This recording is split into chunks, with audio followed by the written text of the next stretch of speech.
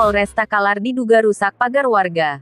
Laporan sudah diterima Satreskrim Takalar, Sulawesi Selatan, Dimensi TV News. Laporan dugaan pengrusakan pagar milik warga yang melibatkan oknum anggota Polres Takalar, Abdul Karim Daeng Tula, kini resmi ditangani Satreskrim Polres Takalar setelah sebelumnya dilimpahkan dari Polda Sulawesi Selatan. Laporan pertama kali diajukan kuasa hukum korban, Salawati Daeng Kebo, ke Polda Sulsel pada Kamis tanggal 26 November tahun 2025, dengan nomor register STTLP-12/11/2025-SPKT-Polda Sulsel. Hari yang sama, Polda Sulsel segera menyalurkannya ke Polres Takalar dengan nomor LPB-1238/11/2025-SPKT untuk penyelidikan lebih lanjut. Laporan Ibu Salawati sudah sampai di Polres Takalar. Kami menunggu tindak lanjut dari Satreskrim, ujar kuasa hukum korban, Muhammad Yusri SHMH, didampingi Syarifuddin SH.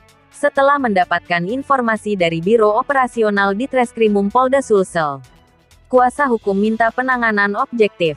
Kuasa hukum korban mendesak Satreskrim menangani kasus ini tanpa pandang bulu, meski terlapor merupakan aparat kepolisian. Kami berharap penyidik memprosesnya secara objektif. Tindakan seperti ini justru bisa merusak kepercayaan masyarakat terhadap Polri, tegas Syarifuddin pada Senin tanggal 8 Desember tahun 2025. Insiden pengrusakan pagar terjadi pada Kamis malam tanggal 20 November tahun 2025, sekitar pukul 19.30 waktu Indonesia Tengah di Dusun Bontosunggu, Desa Pakrapunganta, Kecamatan Polongbangkeng Utara. Pagar bambu milik Salawati ditemukan dicabut dan rusak parah hingga tidak bisa digunakan lagi. Korban mengaku kaget karena tidak merasa memiliki persoalan dengan Abde Karim. Namun, dugaan keterkaitan kasus dengan sengketa lahan yang tengah berjalan di Pengadilan Negeri Takalar mulai menyeruak. Sengketa lahan sebagai latar belakang. Sengketa lahan tersebut melibatkan tergugat Sudirman Caco dan kawan-kawan dan penggugat Kamasya dan kawan-kawan. Pada tanggal 30 Juli tahun 2025, PN Takalar menetapkan eksekusi lahan dan memenangkan pihak Kamasya. Namun putusan itu ditolak oleh tergugat yang mengajukan perlawanan melalui kuasa hukum, termasuk Yusri dan Syarifuddin. Di tengah konflik yang memanas, beberapa warga menyebut nama Abdul Karim seolah terlibat, meskipun ia tidak memiliki hubungan hukum dengan kedua belah pihak. Ucapan terlapor memicu kecurigaan. Menurut keluarga korban, sebelum pagar dirusak, Abdul Karim sempat mendatangi rumah dan menyampaikan ucapan yang membuat mereka terkejut.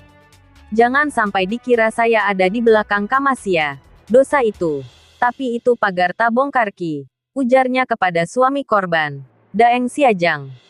Ucapan itu membuat keluarga semakin yakin bahwa pengrusakan bukan peristiwa spontan, melainkan terkait sengketa lahan yang sedang bergulir. 2 kali somasi tak direspons. Sebelum melaporkan ke polisi, kuasa hukum korban telah 2 kali melayangkan somasi kepada Abdul Karim.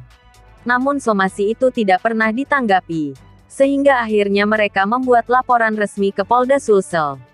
Dalam laporan, Abdul Karim diduga melanggar pasal 406 KUHP tentang pengrusakan, dengan kerugian material mencapai 5 juta rupiah. Polisi seharusnya melindungi masyarakat, bukan merusak fasilitas milik mereka, tegas Syarifuddin. Terlapor membantah tuduhan. Saat dikonfirmasi, Abdul Karim menolak tudingan bahwa ia merusak pagar. Maaf, pemahaman saya bukan merusak pagar. Saya hanya membuka patok yang dipasang di lahan yang saya sewa tanpa izin saya maupun pemilik lahan, jelasnya kepada awak media. Liputan, Ramlan Nasir, kontributor Kabupaten Takalar Provinsi Sulawesi Selatan, mengabarkan untuk Dimensi TV News. Inspirasi membangun daerah.